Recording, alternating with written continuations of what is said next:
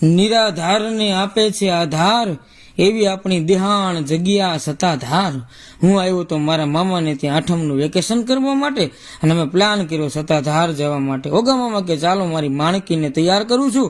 માણકી થઈ ગઈ તૈયાર, અને વાજળીની બજારના બ્લોકને ખૂંદતા અમે નીકળી પડ્યા છીએ સત્તાધાર જવા માટે.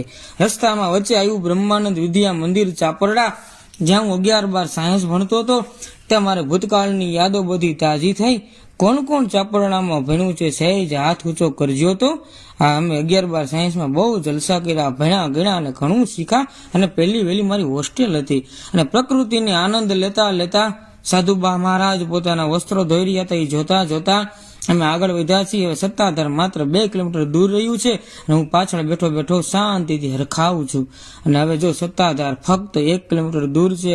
આ આવી ગયો શ્રી દાન ગીગેવ દ્વાર સત્તાધાર. આ મેન ગેટ છે સત્તાધારનો. અંદર આવો એટલે ગીગા બાપુની સમાધિનું સ્થાન આવશે.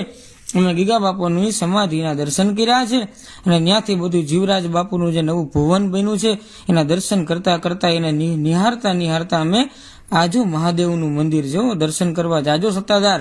અને આ કુંડ પવિત્ર કુંડ છે. જો હું કેવો નીચે ઉતરતો જાઉં છું, જાણે કેમ મોટો હીરો હોય એવી રીતે.